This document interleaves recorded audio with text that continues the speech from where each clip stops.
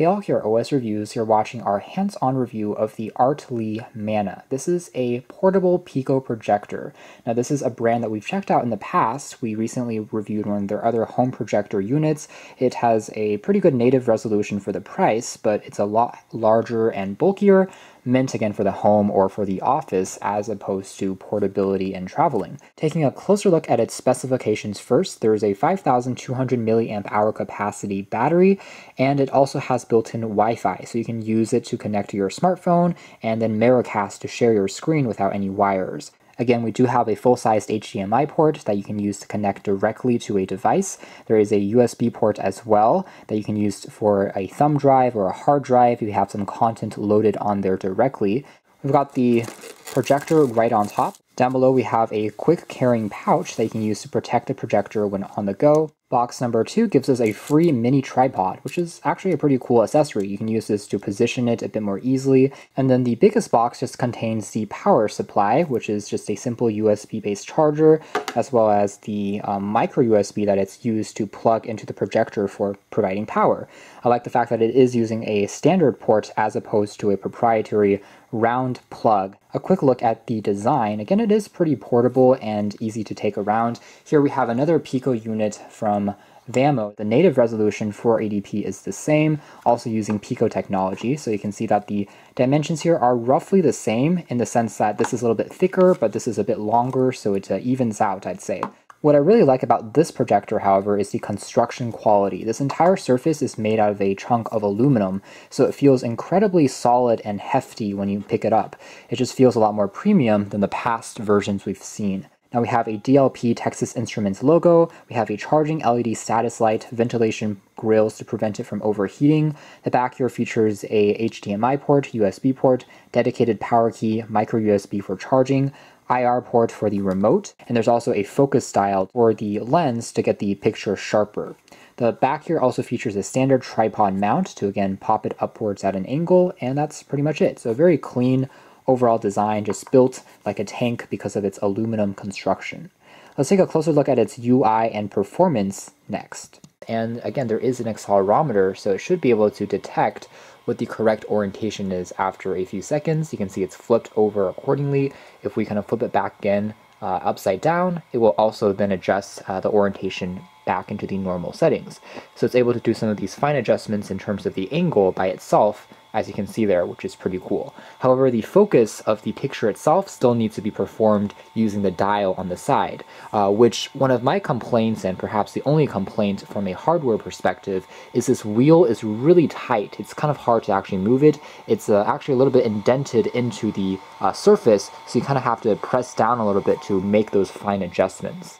Right now we have a virtual screen size of about 50 inches diagonally, and we have some lights still on in the room, and it still remains pretty visible. Of course, dimming the lights, the effect will be even better in terms of contrast. Overall, Pico projectors are not the brightest units in the world, just because they really emphasize portability and battery efficiency. However, again, with some minor lights in the environment around you, it still doesn't distract too much from the viewing experience. As long as you don't have any bright sunlight directly hitting the surface, again, the effect is pretty good.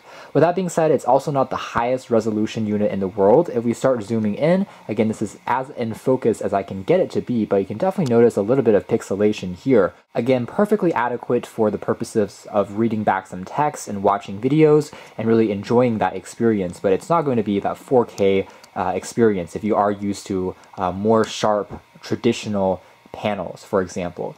The UI here is very simple and it's easy to operate. It's not based on Android, but on the very top we have the battery life remaining, whether the Wi-Fi is turned on or off.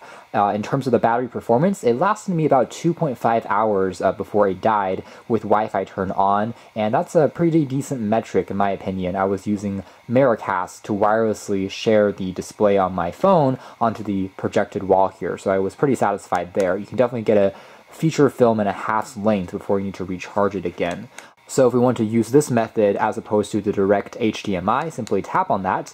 On our device, just make sure you have any Miracast app installed from the Play Store, simply launch into it, and after a few seconds, you should be able to find this device, very similar to a Chromecast, and just be able to connect to it. So it's just going to try and search what's around you. We see the ZY Cast, which is the projector here, And we are successful. I can do things like pull down the notification shade. It pops along there as well. I can also change the orientation on the phone or tablet, and you can see it also shows up accordingly on the projector. So let's try loading up a quick YouTube video here and see how it plays it back. Just tapping on one.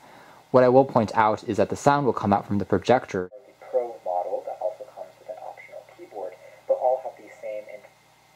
Here to have a barcode scan if I'm downloading an app, and on the left we also have the kind of Google Now page that will collect various news feeds as they populate, so you can tap on them for an easy reader to depth. So if you're listening to EDM or action films, there's actually a bit of the bass that you can see. Alright, so pausing there, takeaway would be that the latency is actually pretty good. You can see that as I'm doing different interactions on the tablet, the mirroring to the display is actually not too bad. There's a split second, but unless you're doing really real-time gaming, for watching back videos and movies, it's perfectly acceptable. Otherwise, the quality of the speakers aren't the best in the world. I do wish that they were slightly better in terms of bass and clarity, but overall, if you have to watch some quick YouTube videos, it definitely will get sufficiently loud, and it's slightly better than the average smartphone speaker, I'd say. But if you want to, I would recommend using better quality speakers. You can change the settings through the projector if you still want to use your original speakers or connect to a Bluetooth or wireless pair. The quality is actually pretty respectable for a Pico unit. Again, it's not going to be as great as more expensive laser projectors if you are have experience with units that cost thousands of dollars, but for the price I think it actually does a pretty good job. It still is plenty enjoyable for just watching a quick film projected onto the ceiling of your bedroom, taking it with you to go onto a hotel trip, sharing with friends and family backdoors, maybe in the backyard of your house in the summer, in addition to just using for some basic PowerPoint presentations if you're a business professional. I think those are all good applications of this unit. And as we kind of pause the sample here, you can see the text up top is still perfectly readable. It's a little bit sharper, in fact, than some past 480p resolution projectors we've seen. If you do have something like a PowerPoint or Excel or Word document, it still will be good enough for making out the large words if you're giving a presentation, for example. So overall, colors do look pretty punchy and fairly impressive for a unit of its size and price category. I do think that because it is using the wireless Miracasting, there might be a little bit of degradation going on, but if you want to use the HDMI, that will improve the latency if you are trying to play back a game, you have a console that you want to project, or if you just want, again, a slightly higher resolution, depending on the unit that you're connecting to, that might be slightly better with the direct cable connection. So that's more or less it as far as our hands-on review of the Artlii Mana is concerned.